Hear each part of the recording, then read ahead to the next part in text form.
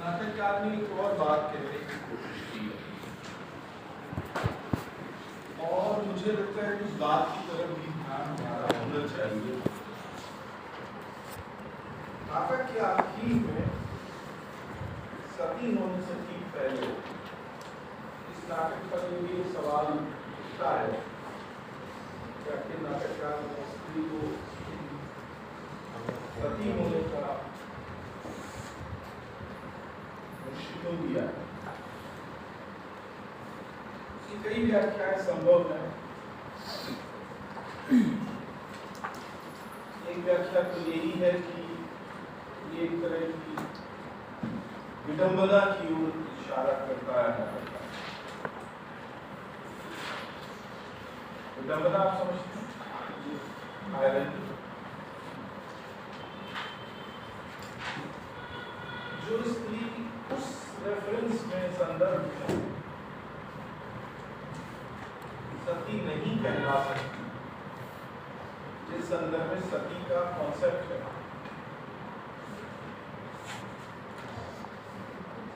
लेकिन वो सती हो जाती है। एक तो ये विडंबना की ओर इशारा करता है। हमारी जो धारणाएं हैं, धारणाएं कितनी विडंबनापूर्ण है, क्या क्या खेल दिखाती है उसकी तरफ। सामान्यतया सती का मतलब है जो एक पुरुष है अपने पति के प्रति मन वचन कर्म, पूरी भाषा नहीं है वरना मैं इसका समर्थन करता हूँ।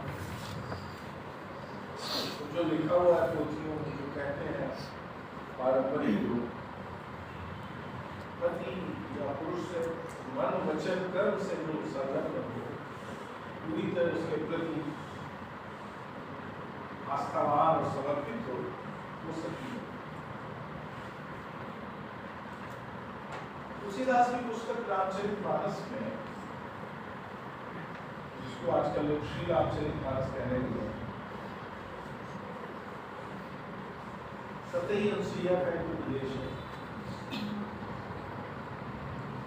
अनुसुईया और उनके पति, आप पढ़ेंगे तो पता चल जाएगा, आश्रम में रहते हैं और राम लक्ष्मण और सीता से मिलने में तो पतिदेव क्या राम को उपदेश देते हैं इसका कोई जिक्र नहीं है, लेकिन अनुसुईया माता सीता को जो उपदेश देती है वो उनका होता है। वो भी काफी विडंबनापूर्ण है और काफी बात हो सकती है उसको कि आखिर सीता जैसी स्त्री को ये उपदेश देने की क्या आवश्यकता है, तो दिया जा रहा है। तो असल में वो सीता को नहीं दिया जा रहा है, शायद और दूसरों को दिया जा रहा है। इसको तुलसीदास करने की कोशिश करते हैं। वहाँ स्त्रियों के 3 प्रकार या कोटियाँ, श्रेणियाँ बताई गई, उत्तम स्त्री, मध्यम स्त्री और नीच स्त्री। तीनों का आधार एक ही है, अपने पति के प्रति स्त्री मन वचन कर्म से पूरी तरह समर्पित और आस्थावान है। उस आधार पर जो श्रेणीकरण किया गया, मैं इससे सहमत नहीं और मुझे ये कहने का भी की भी जरूरत नहीं कि मैं इससे सहमत नहीं। तो जो सती का संदर्भ है, सती जो सत्य है, उसका जो संदर्भ है, उसकी जो व्याख्या है, उसका जो इंटरप्रिटेशन है, उसकी जो उसके भीतर जो दृढ़ता है विचार की, उसकी विडंबना की ओर ये इशारा करता है ये दृश्य। कई बार ऐसा होता है कि हम सब लोग आमतौर पर हिंदी पढ़ने वाले लोग अक्सर या साहित्य पढ़ने वाले लोग अक्सर साहित्य के पहले प्रेमी नहीं होते, वो मजबूरी में उधर आ गए होते हैं, विद्या के कारण या शिक्षा के कारण या किसी और कारण। तो उनकी आत्मा का प्रकार मूलतः अखबारी या बहुत अधिक हुआ तो निबंधात्मक होता है। साहित्य को वो उसी तरह समझते हैं जैसे अखबार पर समझा जाता है। उससे थोड़ा उन्नत हो गए तो निबंध की तरह। निबंध समझना आसान नहीं है, लेकिन फिर भी।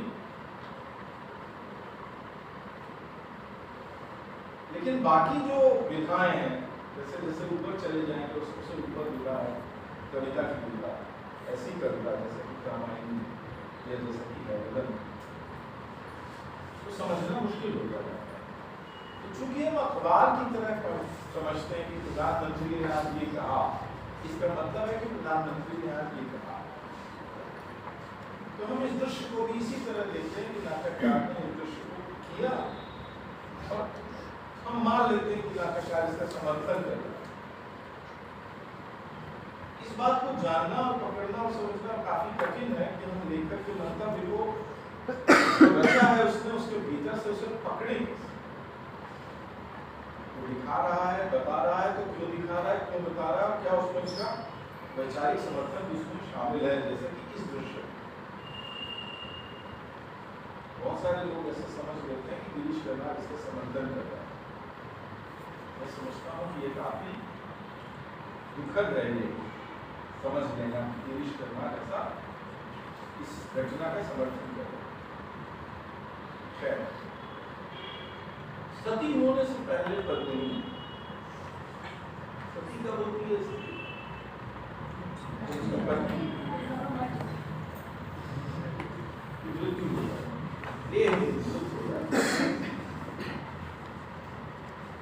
तो एक बात कहती है और कहती है कि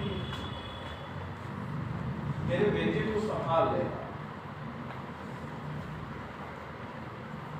यहाँ के शिकारी, यहाँ के शिकारियों को सौंप देगा। इसकी बात कर रहा था, उसको मैंने थोड़ा समझाने की कोशिश की। बहुत सारी चीजें आपको समझ में ना आ पाए तो भी कोई बात नहीं, यदि उसे रेखांकित करना, उस बात को भी यदि आप ध्यान में रखेंगे तो कुछ समझ लेंगे। अंगूठी या लॉकेट पहनते हैं ना, जीवन में कुछ चीजें अंगूठी और लॉकेट की तरह होती है। लॉकेट किसी काम की नहीं होती, तो आपके गले में, आपके हाथ में, आपके शरीर में अटकी पटकी रहती है और दिखती रहती है। कुछ बातें ऐसे ही अंगूठी या लॉकेट की तरह पहन लेनी चाहिए। ताबीज़ की तरह, ताबीज़ इधर भी पहनते हैं, लोग इधर भी पहनते हैं, और भी। तो वो कहती है कि शिकारियों को सौंप देना। कहना कपिल का बेटा है। हम सब जो नाटक पढ़ते हुए यहाँ तक पहुँचते हैं तो हम जानते हैं कि ये बात सही नहीं, यथार्थ नहीं, वास्तविक नहीं। वो बच्चा है, देवदत्त का ही बच्चा है, लेकिन वो पहले का बच्चा। देवदत्त और कपिल दो थे, उसके बाद कपिल देही देवदत्त बना और देवदत्त देही कपिल बना, 4 हैं। ये बच्चा मूल था देवदत्त पहले, जो जिससे उसका विवाह हुआ था, उस देह और आत्मा का उस पुरुष, इसको वो कहती है कि कहना कपिल का बच्चा। कपिल उनका मित्र था,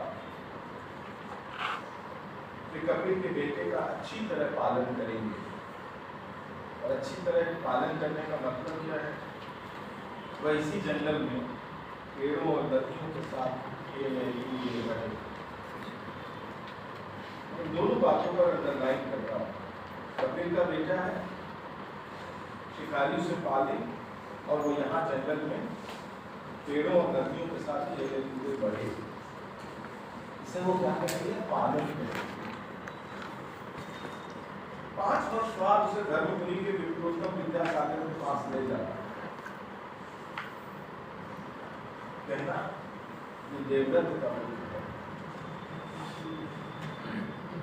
इसका मतलब है कि फिर वो वहां जाकर वो सब शिक्षा प्राप्त करेगा, विज्ञान प्राप्त करेगा, जो कि उसके पिता को, उसके पितामह को, विप्रोत्तम विद्यासागर को आती है, या उन गुणों में उन जन्मों को सिखाई। ये बात बहुत महत्वपूर्ण है। आखिर ऐसा क्यों कहती है? क्योंकि वो देखती है कि ये जो मनुष्य है, मनुष्य का ये जो प्रकार है, कौन सा प्रकार? देवदत्त का प्रकार, उसके पास ये नहीं है, वो इससे वंचित है, या दूर चला गया। क्या? नदी, पेड़, जंगल। और जो दूसरा प्रकार है मनुष्यों का, मैं पुरुषों का नहीं कह रहा हूं, ये ध्यान रखने के मनुष्यों से कह रहा हूं कि इस कथा को पुरुष और स्त्री की कथा की तरह मत पढ़िए, इसको मनुष्य की कथा की तरह पढ़िए। पत्नी को एक मनुष्य मानकर पढ़िए। पत्नी एक स्त्री भी हो सकती है, पत्नी एक पुरुष भी हो सकता है, और पत्नी एक ट्रांसजेंडर या थर्ड जेंडर भी हो सकता है। तो जो दूसरा प्रकार है मनुष्य का, वो कौन सा प्रकार है? कपिल का प्रकार, जिसके पास ये है। कौन सी चीज है?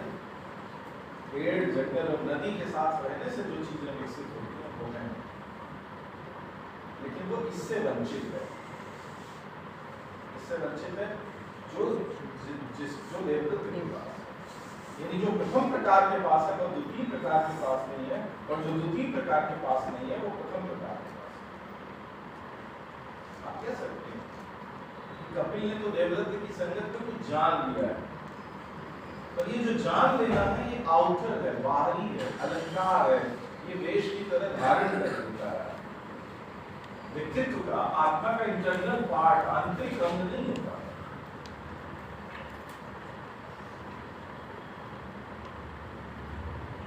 और जबकि इन दोनों प्रकारों के बाद जो और दो प्रकार बनते हैं,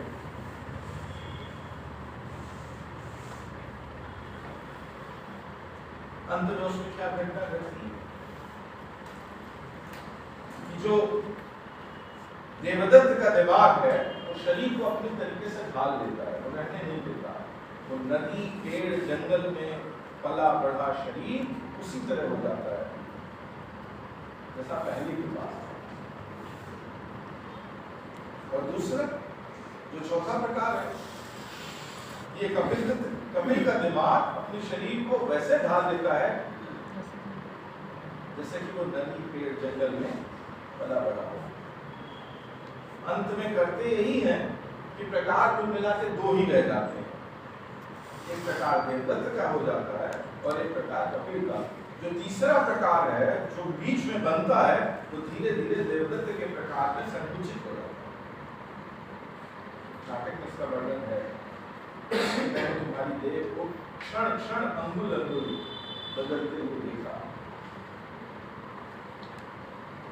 यानी वो बना था एक मिश्रण, जिसमें जंगल भी था, नदी भी थी, पहाड़ के साथ रहने से जो सीखता है देह और आत्मा वो भी था, और वो शिक्षा से जो संस्कृति से जो मिला है वो भी था। लेकिन होता क्या है कि संस्कृति में वर्चस्व जिसका होता है, क्या सवाल दिमाग का नहीं है, हेजेमनी का है।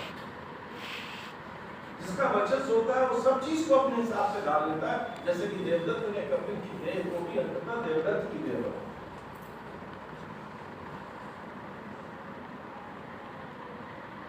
है चार प्रकार, लेकिन वो अंत में हो जाते हैं दो ही प्रकार। क्यों? क्योंकि दिमाग जो है, जो मस्तिष्क है, जो हमारा अनुकूलन है, सामाजिकरण है, जिसे हम संस्कार कहते हैं। भारत में इंडियन एलीट का प्रिय शब्द है संस्कार। क्या है संस्कार? सामाजिक अनुकूलन का एक नाम है संस्कार।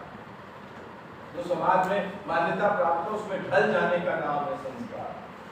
यदि आप मुझे कहें कि गुरु जी संस्कारित है, इसका मतलब है जो समाज में चलता है उसको मैं मानता हूँ, उसका मैं पालन करता हूँ, उसमें ढला हुआ।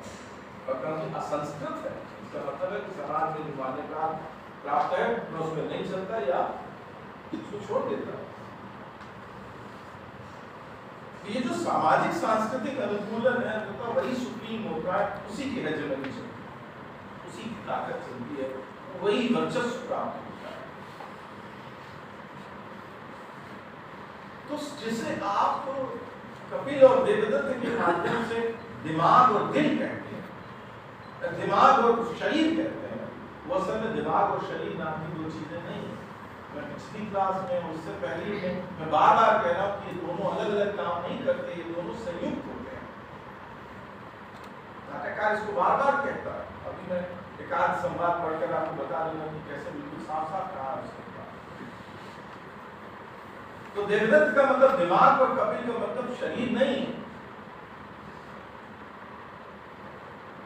देवदत्त का मतलब है कल्चर,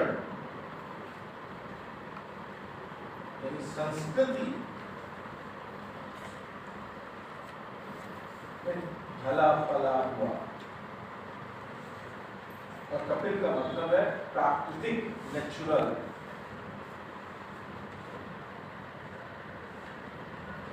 आपके दिमाग में तुरंत सवाल आ सकता है कि प्रकृति और संस्कृति क्या है, और मुझे उस पर रुकना है 2 मिनट के लिए। मैं कह रहा हूं कि देवदत्त कैसा है, जो संस्कृति के अनुरूप ढला हुआ। प्राकृतिक कम है, संस्कृत ज्यादा है। और कपिल प्राकृतिक ज्यादा है, संस्कृत कम है। तो क्या है प्रकृति और संस्कृति? वो चीज जिसके बनने में मनुष्य का कोई योगदान नहीं है। इस सृष्टि पर वह रचना, वह कृति जिसके निर्माण में मनुष्य का, यानी उसके दिमाग का, उसकी आत्मा का, उसके दर्शन का, उसके विज्ञान का कोई योगदान नहीं, वो चीज है प्रकृति।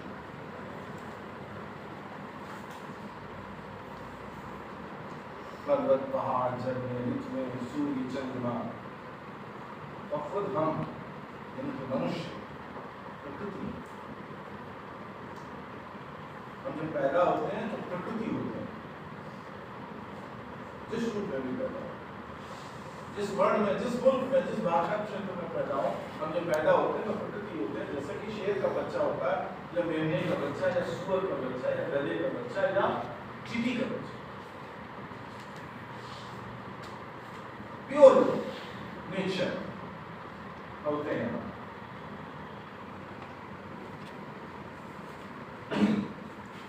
और जहां संस्कृति का दबाव कम है, पहले समझा दूं कि संस्कृति क्या है। और प्रकृति के साथ रहते रहते मनुष्य ने जो कुछ भी अपने भीतर विकसित किया, पाया, बनाया है, क्रिएट किया है, रचा है, गढ़ा है, वो सब कुछ संस्कृति है। यानी जो मनुष्य निर्मित है, जो मनुष्य ने बनाया है, कैसे बनाया है? प्रकृति के साथ रहते, उससे संघर्ष करते, उससे सीखते, उससे लड़ते, उस पर विजय प्राप्त करते। इस पूरी प्रक्रिया में उसने जो कुछ भी कमाया है, पाया है, वो चीज है संस्कृति, कल्चर। तो समाज प्रकृति नहीं है, कल्चर है।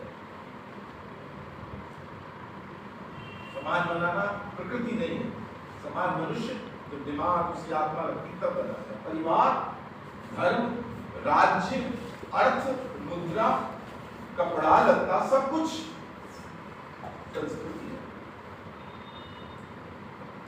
भाषा, साहित्य, सब कुछ जो मनुष्य ने रचा है वो संस्कृति है। दुनिया मूलतः 2 कृतियों में विभाजित है, प्रकृति यानी प्रारंभिक कृति, और संस्कृति यानी द्वितीय कृति, सेकेंडरी क्रिएशन।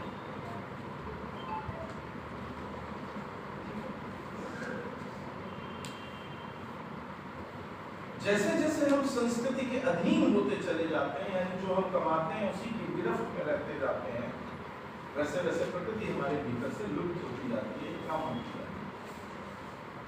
लुप्त तो कभी नहीं होती, कम होती है।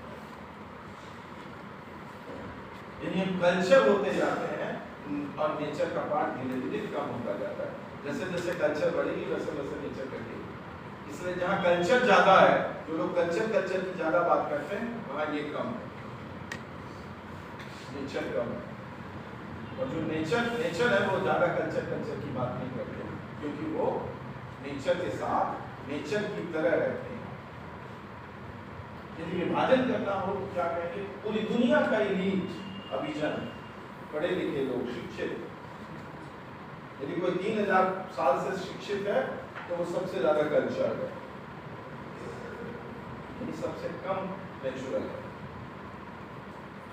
और जो अभी अभी पढ़ा है वो कम कल्चर है और ज्यादा नेचुरल है। और जिसने कोई पढ़ाई नहीं की है वो प्योर नेचुरल है। पढ़ाई का मतलब लर्न करना, सीखना भी इसमें शामिल है, सिर्फ ये विद्या डिग्री वाली बात नहीं कर रहा। तो खेती भी कल्चर है, उस दृष्टि से पहलवानी भी कल्चर है। पहलवानी प्रकृति नहीं है, पहलवानी भी सीखते हैं, बनाते हैं। यानी शुद्ध नेचर ना ये रहे कोई नहीं रह जाता दुनिया में, पर कम और ज्यादा रह जाता। मेरी बात समझ पा रहे हैं?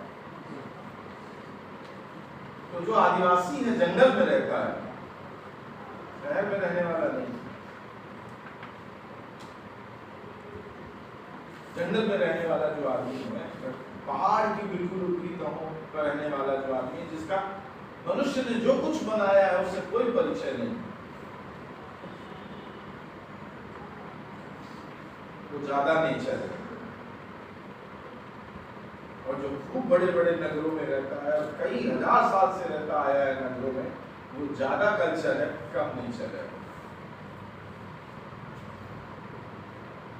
तो जो ज्यादा कल्चर है उसके पास नेचर का पार्ट कम है, और जो ज्यादा नेचर है उसके पास कल्चर का पार्ट कम है। इसलिए दो विभाजन है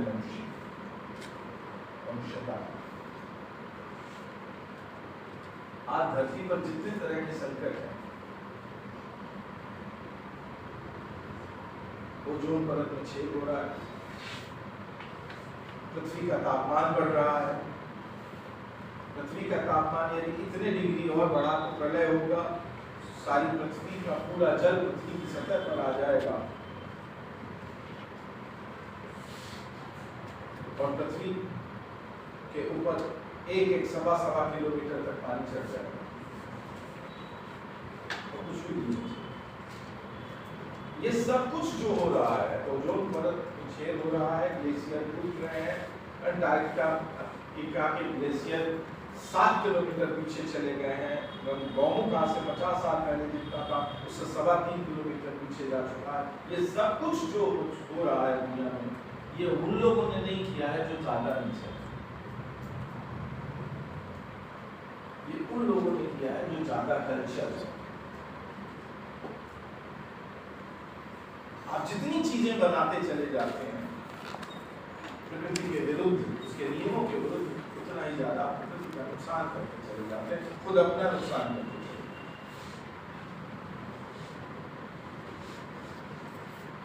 तो दो रास्ते हैं, एक रास्ता देवदत्त को मिल गया।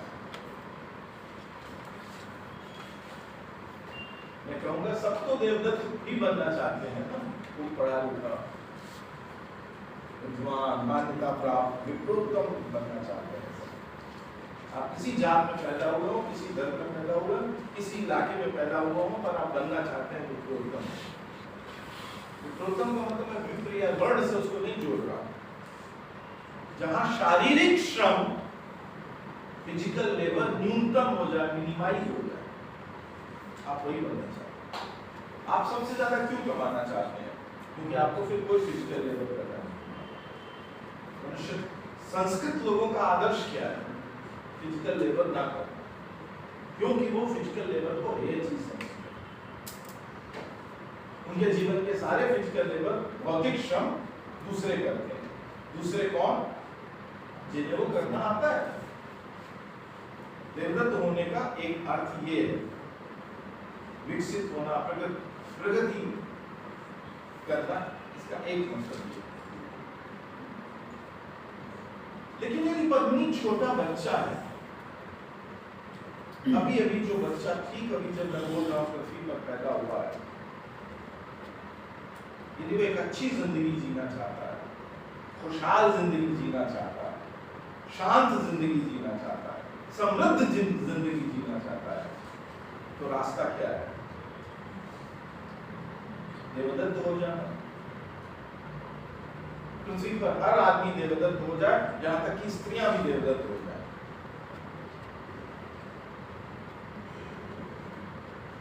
या रास्ता ये है कि सब कपिल हो जाए, यानी जो कुछ हमने कमाया है उसको छोड़ के गंगा में बहा दे। 3,000-4,000 साल में जो भी हमने कमाया उसको गंगा में बहा दे, कपिल हो जाए। रास्ता क्या है? यदि सिर्फ कल्चर रहेंगे तो ओजोन परत और में और छेद और ग्लेशियर टूटेंगे, पृथ्वी का तापमान और बढ़ेगा, टेम्परेचर पृथ्वी का। हम जब बच्चे थे, क्लास 2 में मैं पढ़ता था, तो मुझे याद है रेडियो से समाचार आते थे तो बताते थे गर्मी के दिनों में, जून के महीनों में, जेठ में बताते थे आज का अधिकतम तापमान 37 डिग्री का, और आज आराम से 48 आता है। बनारस का अधिकतम तापमान पिछले 30 वर्षों में 11 डिग्री बढ़ गया है, पृथ्वी का भले 2 डिग्री बढ़ा।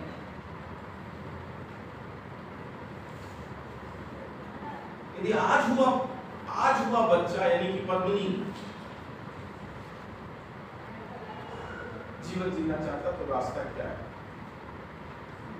संस्कृति हो जाना, यानी देवदत्त हो जाना,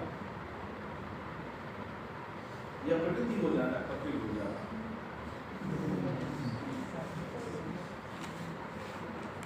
तो मरते हुए इस बच्चे की मां एक रास्ता दिखाती है।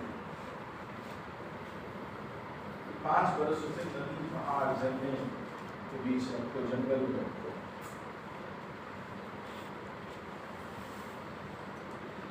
और उसके बाद उसे विकृत के पास ले जाओ। यानी प्रकृति और संस्कृत के बीच में जो संतुलन बिगड़ा हुआ है, जो प्रकृति है वो प्रकृति है, जो संस्कृत है वो संस्कृत है, और जो संस्कृत है उसको वो प्रकृति से दूर जा चुका। आज ये दुकानिये दुकान खोल कर भारत में बैठे हुए हैं, खून खान करने का अभ्यास करा रहे हैं। क्या जरूरत है? और कौन लोग कर रहे हैं खून खान? आदिवासी करते हैं खून खान, या किसान करते हैं? उनके पास है वक्त, वही करते हैं देवदत्त के वंशज। बैठ जाते हैं सुबह 5 बजे और खून खान कर रहे हैं, 1 लाख रुपया दे रहे हैं 1 हफ्ते की वर्कशॉप का, मिट्टी में नहाने का, पूरा दिन मिट्टी में लेटे रहिए, उसका 1 लाख रुपया किराया है। मैं हंसी में नहीं कह रहा, वो गंभीर होकर के बात। सबकी तोंदें बढ़ी हुई हैं, सबके शरीर में अतिरिक्त है। अभी तुम गरीब लोग हो, थोड़ा देर तक अभी ठीक से नहीं बने हो, बन जाओगे तो पता चल जाएगा। शरीर में कुछ नहीं होगा, लेकिन बहुत जरूरी है। उनके लिए ये खूंपा आया है, खूंपा तो 3000 साल से है, तो किसको जरूरत थी? आप क्यों इतनी जरूरत है?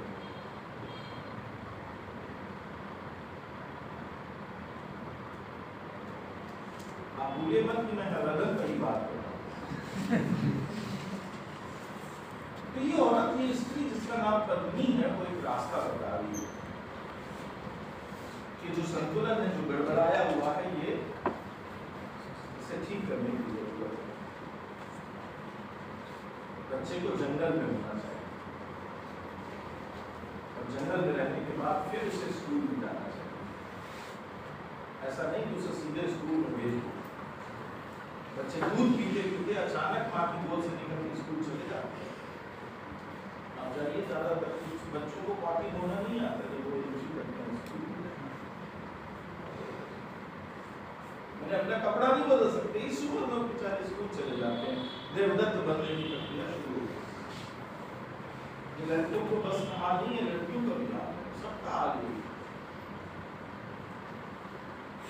तो जिसे आप अभी तक मस्तिष्क और शरीर का द्वैत समझते आए हैं और आपको समझाया जाता है, मेरा बिल्कुल साफ प्रतिकार है इस यात्रा से। ये मामला शरीर और मन का, मस्तिष्क का नहीं है। देवदत्त मस्तिष्क नहीं है और कपिल देह नहीं है।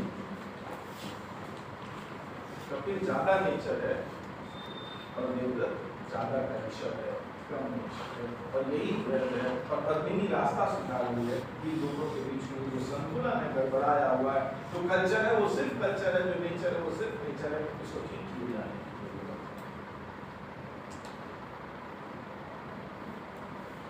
मेरा ख्याल है कि आप उसको समझ पा रहे हैं। लेकिन ये जो नेचर है, यानी जो जंगल में रहता है, इसको जिस जंगल में रहने वाले को आप अभी बहुत ज्यादा दिन नहीं बीते हैं लोग जंगली है बर्बर। तो दुनिया में इस शब्द का इतिहास देखेंगे आप, बहुत ही दिलचस्प आपको। आदिवासियों को आज भी वनवासी टाइप के, जंगल में रहने वाले टाइप के नामों से बुलाया जाता है, बुलाया जा रहा है। कायदा कल्चरल पॉलिसी है कि उनको आदिवासी को वनवासी। तो क्या जो नेचर में रहता है वो सिर्फ देह होता है? नहीं, वो देह नहीं होता, क्योंकि उसका दिमाग भी प्रकृति के साथ रहते हुए विकसित होता है। जो कभी स्कूल न गया हो, जिसने कभी कोई किताब न पढ़ी हो, क्या वो ताप और ठंडी को नहीं जानता? क्या वो पानी और बर्फ को नहीं जानता? जो भी चीज उसके अनुभव में आती है, संपर्क में आती है, हर उस चीज को वो बहुत बेहतर तरीके से जानता है, एक्सपीरियंस से। और उस नेचर के साथ रहते हुए उस नेचर के साथ वो बहुत चीजें सीखता है, और इस सीखने के क्रम में उसकी देह तब्दील होती है, तैयार होती है, बनती है, गढ़ती है, कंस्ट्रक्ट होती है। वो जो पैदा हुई बच्चे की देह होती है, वैसी देह नहीं रह जाती है। तो कैसी देह? तो इस पूरे नाटक में देह के बारे में बहुत कुछ बातें हैं। मैं वापस नहीं आ रहा था, आपने बात शुरू सुहाग का फूल। तो जैनी जा रहे हैं और सुहाग का फूल दिखाई दिया है। देवदत्त से नहीं पूछती पत्नी की क्या है, वो कपिल से पूछती है, और कपिल कहता है, तुरंत कहता है सुहाग का फूल। मैं पिछली क्लास में कपिल के मन में जो आकर्षण है पत्नी के प्रति, और पत्नी के मन में जो आकर्षण है कपिल के प्रति, उसके बारे में बात कर चुका हूं।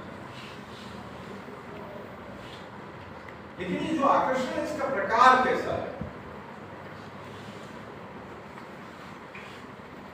जब मैं बार बार ये कह रहा हूं कि मस्तिष्क और देह अलग अलग नहीं काम करते हैं, अलग अलग नहीं रहते, दोनों साथ रहते हैं और दोनों साथ विकसित होते हैं। तुम्हारा शरीर यदि 24 साल का है तो तुम्हारी आत्मा भी 24 साल की है। ऐसा नहीं कि तुम्हारी आत्मा 1500 साल की, वो भी उतनी जितना तुमने उसको दिया है, जितना तुमने शरीर को दिया है समय, उतना ही अपनी आत्मा को, मस्तिष्क को, चेतन को दिया है, इसलिए वो साथ साथ बढ़ते हैं।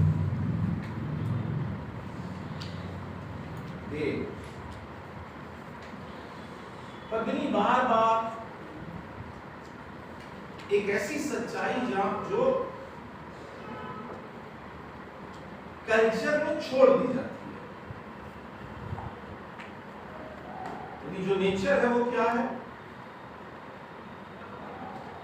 नदी क्या है? देह। पहाड़ क्या है? देह। जंगल क्या है? देह है। झरना क्या है? देह है। सूर्य क्या है? देह है। चंद्रमा क्या है? देह है। आत्मा कहाँ है?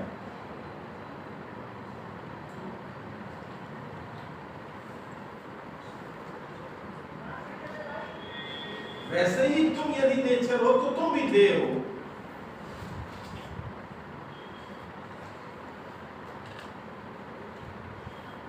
बड़ा रही ना बात। अब तुम जाओगे वेदांत में और कहोगे सब चित आनंद होता है और यहाँ चित है, यहाँ नहीं है, जो जिसमें नहीं है वो जड़ है, नदी जड़ है, उसको रसू नहीं जाता। जिसे तुम कॉन्शियस कहते हो, चेतना, मस्तिष्क, वो है नदी के पास जब जाते हो तो मूलतः क्या दिखता है? ये रूप। ये विभाजन कहाँ जाकर? ये सारी प्रकृति के ज्यादातर हिस्सों में ये समस्या नहीं है, आत्मा की समस्या। वहां सब चीजें ज्यादातर देह ही है।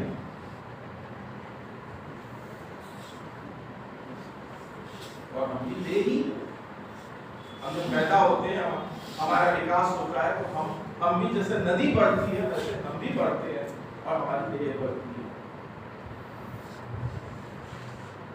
तो प्रकृति के साथ रहते, जैसे नदी जो पहाड़ के साथ रहती है, एक पहाड़ से नीचे जाती है फिर दूसरी तरफ चली जाती है, तो वो सब कुछ से सीखती है और आकार लेती है।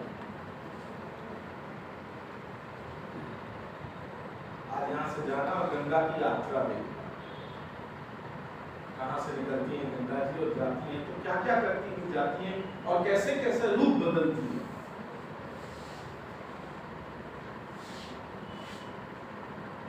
देह यात्रा करती है तो रूप बदलती है, उसमें चीजें शामिल होती है।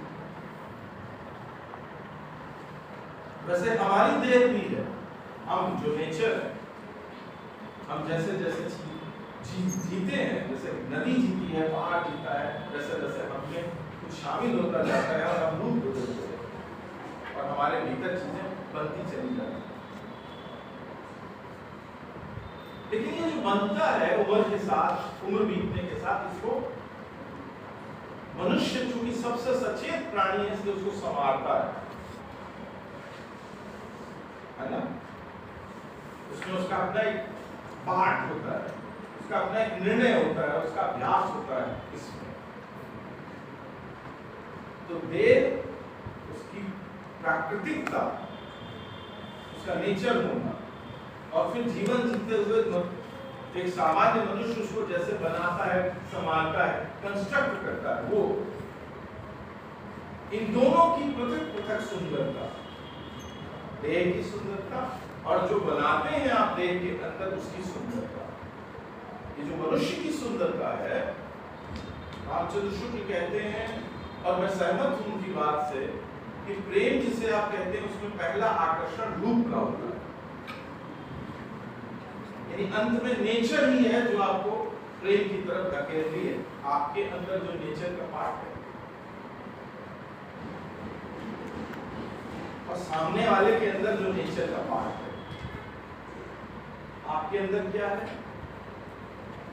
जो वन है, पहला है, उसके अंदर क्या है?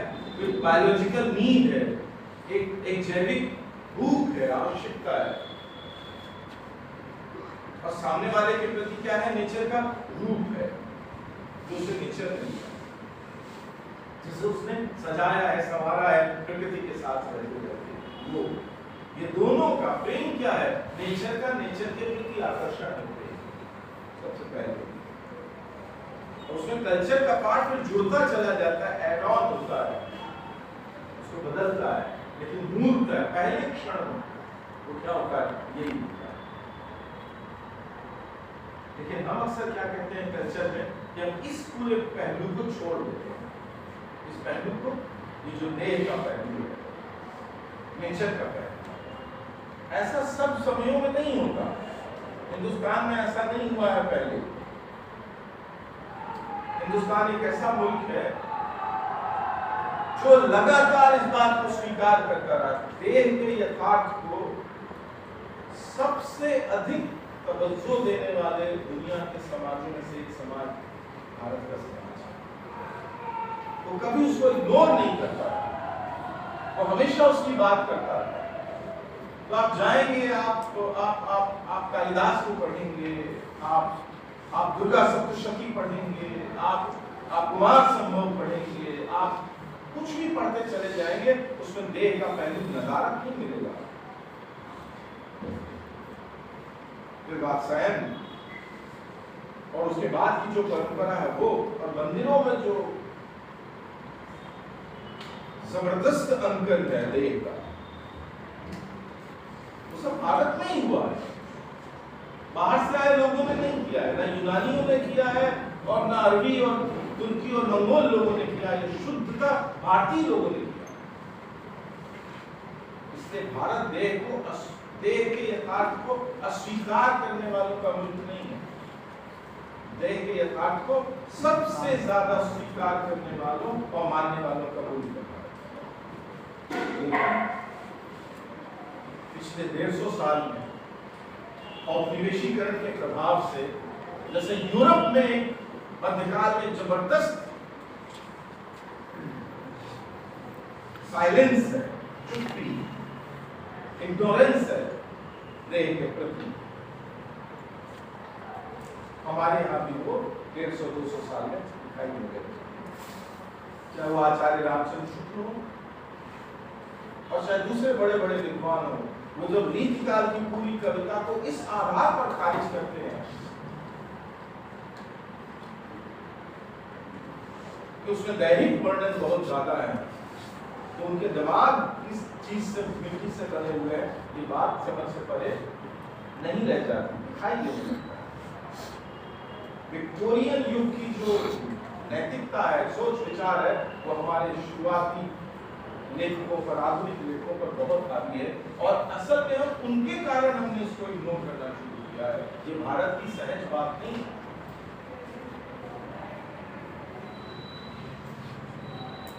तो ये जो ताकत है वो देह के यथार्थ को एक दूसरे ढंग से आपके सामने स्वीकार करने की वकालत करता है। सौंदर्य मतलब देह का सौंदर्य, रूप कहा गया है। पद्मिनी आकर्षित है कपिल के प्रति, पर कपिल बिना देह का नहीं है।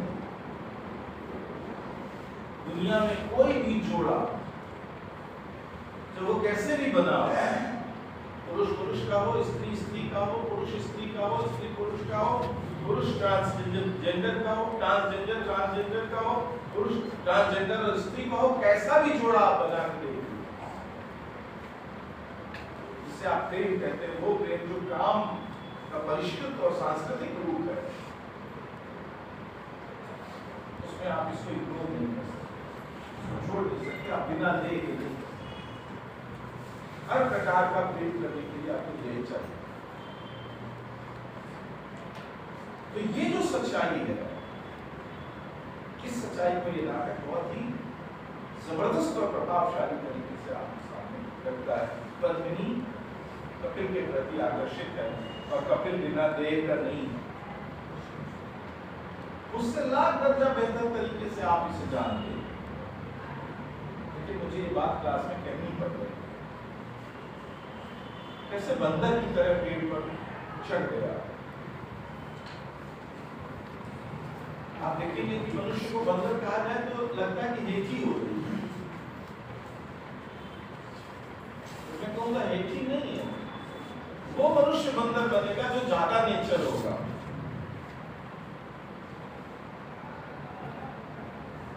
है ना? जो ज्यादा कल्चर होगा वो बंदर नहीं बन पाएगा। हिंदी विभाग के आचार्यों के लिए प्रतिस्पर्धा कराई जाए कि कौन उछलकर पेड़ पर चढ़ सकता है, और फिर देखें कि बहुत ज्यादा नेचर लड़ गया, ज्यादातर देवदत्त निकलेंगे, कोई शायद कपिल निकल जाए। कैसे बंदर की तरह पेड़ पर चढ़ गया। कौन चढ़ रहा है? बंदर की तरह कौन चढ़ रहा है पेड़ पर? आत्मा। कहने से पहले ही कुर्ता अवतार धोती कर एक ही छलांग में डाली पर पहुंच गया, जैसे पृथ्वी का फव्वारा हो। ये चीज सिखाई जाती है क्या? पृथ्वी का फव्वारा होना, कैसी सुडौल काया। कौन है जो बेडौल काया पर मुक्त होता है, आकर्षित होता है? दुनिया के सब स्त्री पुरुष और हर जेंडर के लोग, जो आकर्षण होता है उनका पहला, क्या वो बेडौल कायाओं पर होता है? उससे कितना बेहतर आप इसे जानते हैं। पर ये बात कहनी पड़ रही है कि नहीं, सुडौल काया, सुडौल का मतलब बैलेंस, उसमें एक ही प्रकार नहीं होता काया की सुडौलता का। 1 लाख प्रकार, 2 लाख प्रकार, 1 करोड़ प्रकार हो सकते हैं सुडौल के, लेकिन ये जो है, जो उसको नेचर से मिला है, उसको उसने सुडौल बनाया है। चौड़ी पीठ, तरंगों की सी थिरकती मांसपेशियों से भरे समुद्र की तरह, खूब चर्बी चढ़ी हो पीठ पर, तो एक भी मांसपेशी दिखाई देती।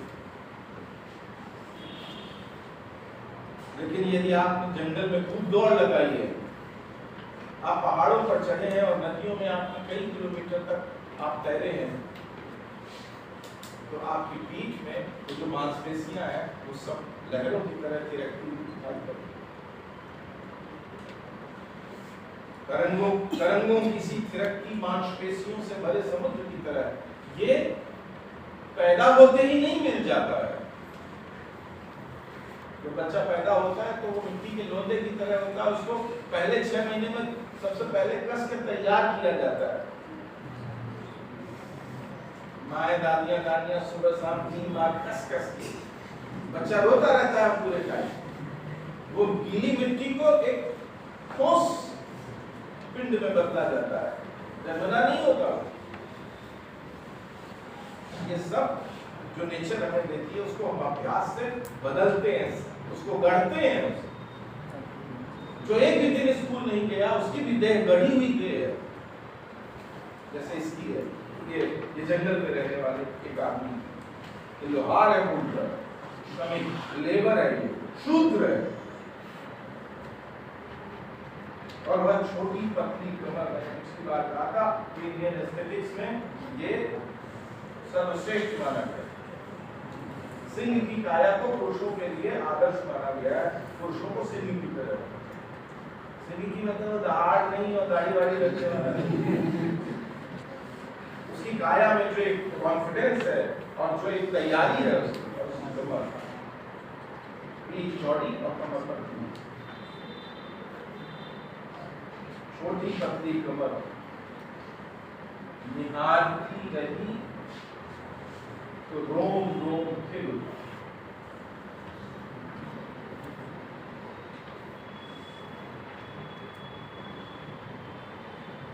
मीरा भक्ति, भक्ति यानी जिसका संबंध है ईश्वर से। मीरा कई जगह कहती है, कम से कम 3 जगह, 202 जो सबसे प्रामाणिक पद है उसमें से कम 3 जगह वो कहती है कि मैं अपने प्रिय को रिझाती हूं।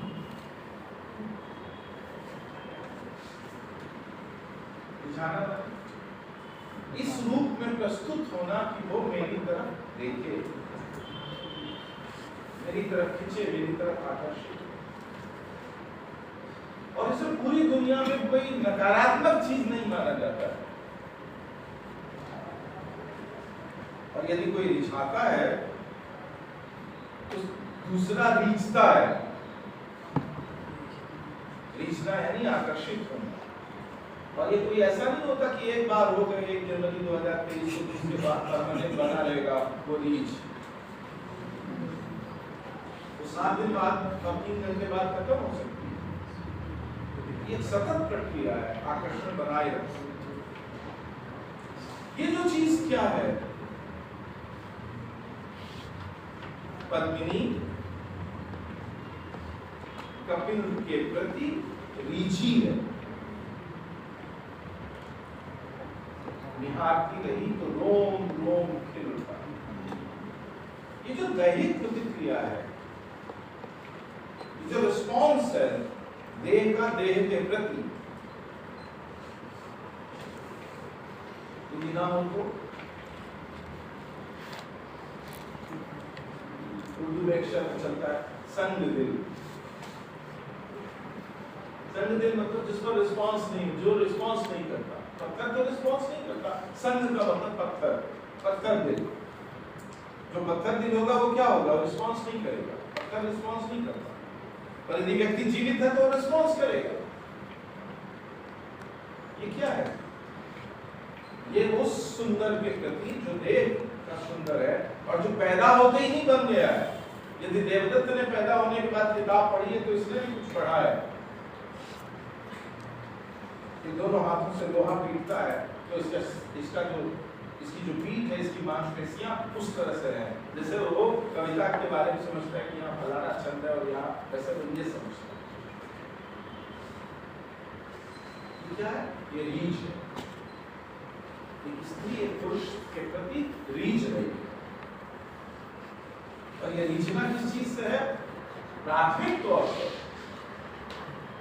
हमेशा हर मामले में ऐसा नहीं होता, लेकिन प्राथमिक तौर पर ये उस चीज के प्रति होता है, देह के प्रति। इसलिए वो रीचना कैसा है? देह का देह के प्रति रिस्पॉन्स है। देखती रही, देखना एक नेचुरल प्रक्रिया है। तो रोम रोम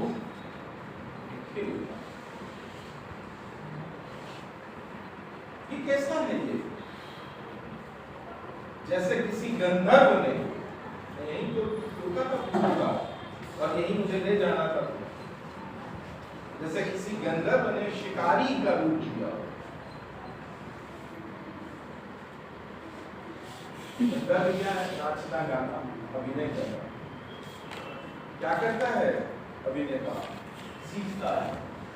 कहाँ सीखता है? क्या कोई नचैया, कोई गवैया, कोई अभिनेता बिना देह के कुछ सीख सकता है? वो गाता है देह से, वो नाचता है देह से, वो अभिनय करता है देह से। वो सब कुछ सीखता कहाँ है? देह में सीखता है, देह से सीखता है। यदि आपको एक मुद्रा बनानी है भरतनाट्यम में, या एक लयकारी करनी है कथक में, या कुछ मोहिनीअट्टम में करना है, या मणिपुरी में, या कथकली में, या यक्षगान में, तो कहाँ करेंगे आप? देह। तो ये क्या है? जैसे गंधर्व है, जो कैसा है गंधर्व? जो कला को, संस्कृति को देह में सीखता है। यही जगह पर मैं आपको लाना चाहता हूं। ये बॉडी कल्चर्ड बॉडी है। गंधर्व की देह सांस्कृतिक देह है। जैसे किसी गंधर्व है, पर वो कैसी है? गंधर्व रहता है स्कूल में, जहां आचार्य, जहां गुरु सिखाता है, वो स्कूल एक तरह का। भारत में जो हम संगीत सीखते हैं, नाच सीखते हैं, वैसे छोटे छोटे स्कूलों में सीखते हैं हजारों साल। सरकार के स्कूल नहीं होते, वो गुरु के अपने स्कूल होते। अब गुरु के घर पर रहकर उस्ताद अलाउद्दीन खान, पंडित रविशंकर, पंडित बीजी जो, पंडित कन्नालाल घोष, उस्ताद अली अकबर खान, पंडिता अन्नपूर्णा जी, सब वहां रहकर सीख रहे थे उन्हीं के घर पर। 1 to 1, एक से एक सीख रहे थे। ये तरीका, ये सब कौन है? ये गंधर्व है। वर्जिश नहीं करते वो, पहलवानी नहीं करते वो, लोहारी नहीं कर रहे, वो खेत में हल नहीं चला रहे। वो पंडित भीमसेन जोशी है, वो उस्ताद बिस्मिल्लाह खान है, वो पंडित राजन सानंद से वो गाना और नाचना सीख रहे। गंधर्व कल्चर्ड। संस्कृति का शीर्ष क्या है? तो ये कहता है संगीत। दुनिया की सर्वोत्तम कला क्या है? संगीत। क्योंकि उसमें निराकार होकर कुछ कहने की क्षमता है। बाकी सब के लिए आपको माध्यम चाहिए।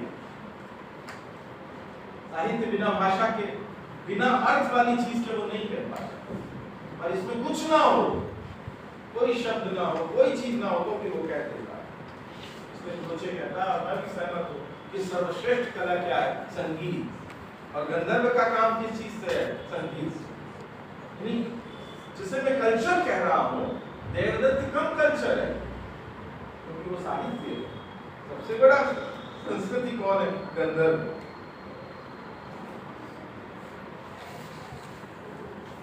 लेकिन ये गंधर्व कैसा है? इसने शिकारी का जन्म लिया और शिकारी नगर में तो नहीं रहते, उनकी अभ्यास गाह उनका स्कूल नगर में तो नहीं हो सकता, तो कहाँ होगा? ठेठ घनघोर जंगल में होगा। उनकी प्रिलिमिनरी ट्रेनिंग वही होगी, प्रकृति के बीच। ये जब वो देख रही है तो वो देखो जो वो बाद में कहती है कि मेरे बच्चे को 5 साल शिकारियों के बीच रखना और फिर गंधर्वों के घर छोड़ा, उसी को यहाँ कह रही है। तो क्या कह रही है कि ये जो कपिल है, इसमें ये ऐसा कपिल है जो मूलतः गंधर्व है, लेकिन इसने शिकारी का जन्म लिया है। यानी वो जो फ्यूजन है, वो जो मेल है, वो जो संयुक्तन है, वो जो सम्मिश्रण है, वो उसको उसकी देह में दिखाई दे रहा है। पर इसमें सुप्रीम कौन है? तो गंधर्व, लेकिन जन्म उसने किस रूप में लिया? शिकारी के रूप में। यानी सुप्रीम क्या है? जंगल सुप्रीम, प्रकृति सुप्रीम। ये बात तो बहुत महत्वपूर्ण है। वो जिस पुरुष के प्रति आकर्षित है वो गंधर्व नहीं और वो शिकारी भी नहीं। कैसा है? जैसे गंधर्व ने शिकारी का रूप लिया, जैसे कोई नर्तक है, उस नर्तक ने शिकारी, वो नर्तक जैसा जंगल में रहकर उसने ये चीज सीखी, वो जैसे किसी गंधर्व ने शिकारी का जन्म किया हो, उसकी देह थिरकती है, अंग अंग खड़कते हैं जैसे कोई नृत्य। लोहार की देह है, एक पहलवान की देह है, लेकिन जब वो पेड़ पर चढ़ रहा है तो पत्नी को कैसा दिखाई दे रहा है? एक उत्तम श्रेणी के नृत्य की तरह। अब यदि आप इस अंतर को समझ सकते हैं कि आप में ये सामर्थ्य है कि नृत्य और शिकार के अंतर को समझें और देखें कि कैसे शिकारी जब चल रहा है तो वो नृत्य की तरह बात कर रहा है, तो आप मेरी बात को समझ जाएंगे कि मैं क्या कहना चाह रहा हूँ। उसका आकर्षण आपको जो समझाया गया है, सिखाया गया है, आपके सीनियर्स ने कहा है आप सब ये देवदत्त मस्तिष्क में और कपिल देह है, ये कुछ और है। और ये क्या है? ये संस्कृति और प्रकृति के मध्य एक संतुलन की, समन्वय की, समंजन की एक नए प्रकार की बात की जा रही है, और जिसके बगैर प्रेम भी आकार नहीं हो सकता। क्योंकि प्रेम भी उसी प्रकार का होगा, गंधर्वों का प्रेम और शिकारियों का प्रेम, और गंधर्व ने शिकारी का जो रूप लिया हो उनका प्रेम, और शिकारियों ने गंधर्व का रूप लिया हो उसका प्रेम, सब अलग अलग प्रकार के।